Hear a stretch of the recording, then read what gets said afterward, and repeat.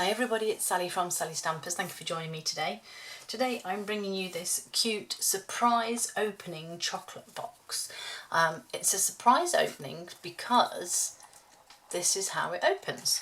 So it fits 6 of those gorgeous little chocolate cube Ritter bars that I always rave about. You can open the box this way if you want to. Okay, so but if you also wanted to, you could add adhesive and seal that down.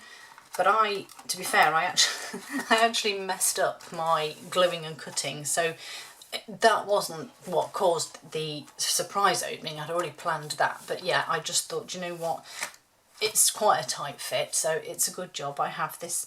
But yeah, I quite like that. I think that's just a little bit different, and this lovely little piece of DSP here hides it. So on the outside it doesn't look, it just looks like decoration. Now I did put on my excuse me, on my Facebook page, because I couldn't decide if I liked it diamond or square. I don't know, but we'll perhaps do this one square and then we can have a debate. But it's really easy to make actually, so just a bit of die cutting really. But let's go ahead and make it. So to start off with, you need a sheet of card that is 10 1/4 by 5.5 inches. That's 26 by 14 centimetres. On the short side, we're going to score at 3/4 and 4 3/4. That's 2 and 12 centimetres. Doesn't matter which way you rotate it because it's all the same, but on the long side we're going to score at 3/4, 4 3/4, 5.5 and 9.5. And in centimetres that will be 2, 12, 14 and 24. Okay. Crumbs. Okay. Fold and burnish your score lines. And I'm using Very Vanilla, again a colour that I don't use a great deal of, but I do really like it on this actually, and I think it just is quite nice. Okay, then we're going to do some cutting. So start with your base here, so I'm going to go from the side and cut those little tabs. Same here, and then the same on the top corners here. So cut those wedges like so, and then once you've done those corners, you need to work these middle ones. So it doesn't matter which way you go. You come in from the side, then you're going to cut down. I have made these boxes a few times before. I do really like them. It just always amazes me that the card is the same and yet it will sit on top of another. It just, yeah, my brain doesn't quite understand how that works, but I love it all the same. So you should now have this shape. So when you come to build your box, these will adhere to there, that will adhere to there, and that becomes the base of the box. So if this is your lid, this is where we need to do some die cutting, etc. So first off, I need to add my DSP. Do not make the mistakes that I've done in the past and forget. So your DSP is 3 3/4 by 3 3/4 or 9.5 by 9.5. You need to cover it with adhesive, and I will show you why in just one moment. So adhesive, if you can see, there you go, look, all the way down.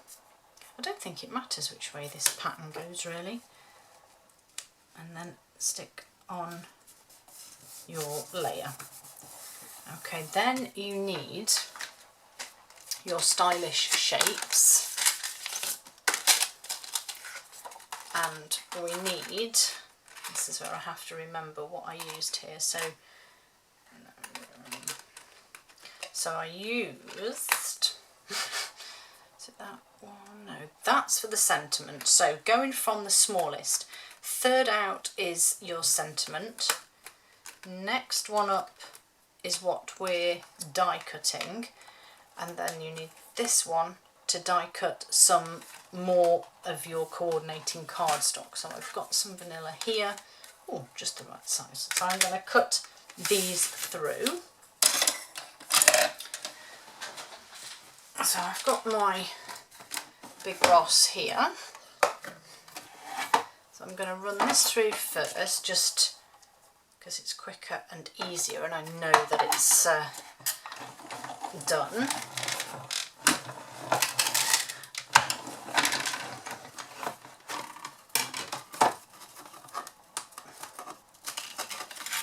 Okay, push that back through.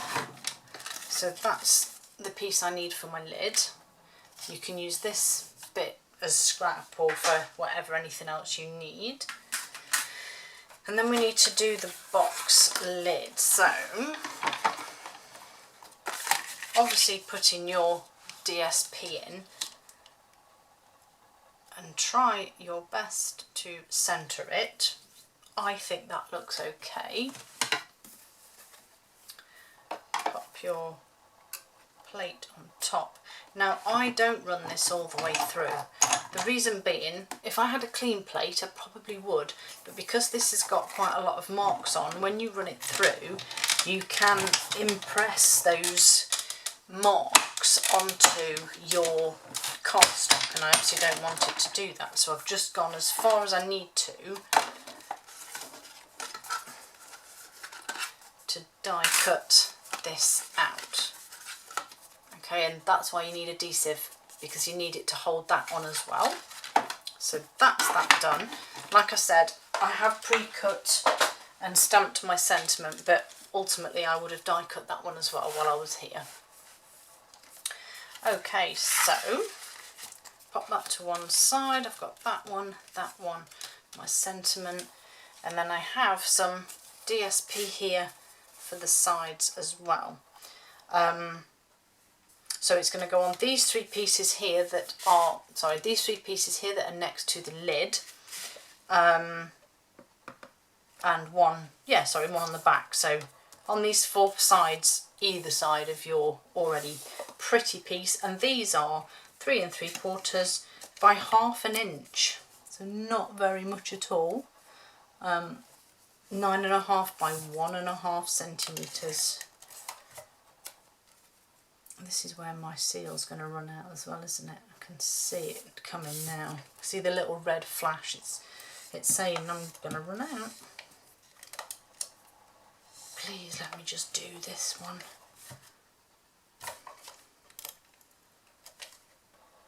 I'm not sure if that is the end.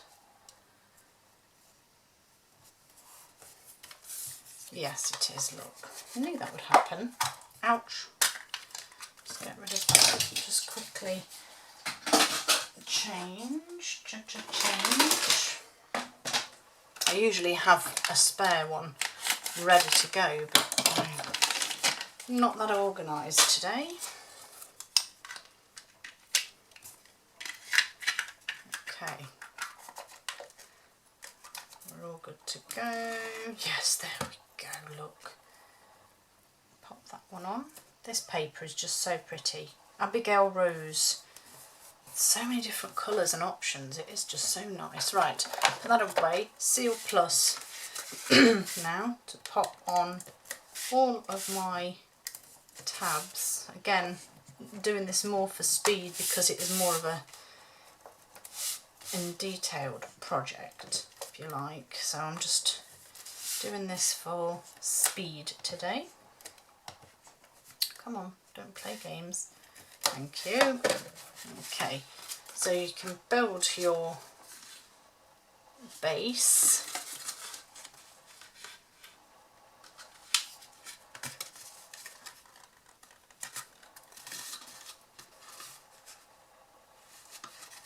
And then your lid. You might need to re-burnish these parts after you've been through the machine, but generally it should be okay.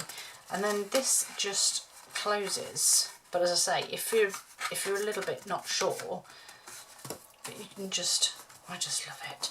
Okay, chocolates can go in this way. So I have them here. So orange, pink, oh, I'll put it that way, yellow, green. Obviously if you want to put these in beforehand you can do, but I just find it easy. And so there's your chocolates in your box. You just need to build up the top. So first off then, I'm going to use my grid paper and some adhesive on here.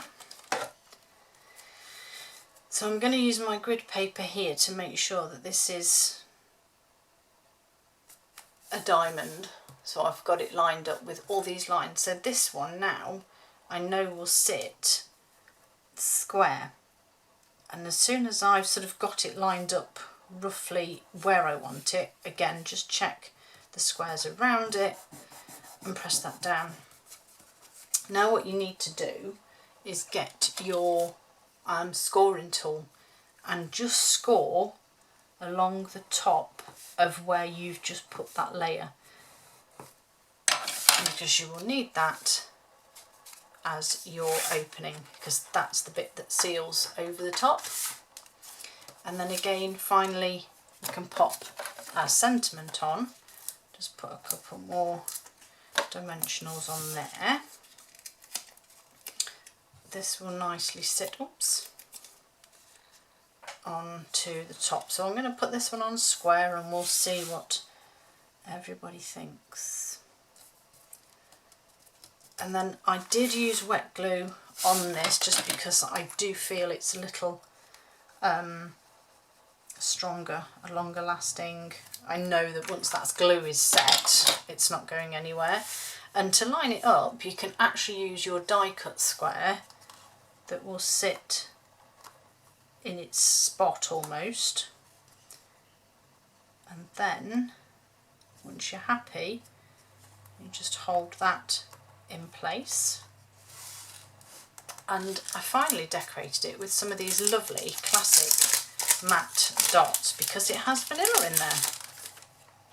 So I pulled out the vanilla, so I went with a large one either side, and then just a couple on here.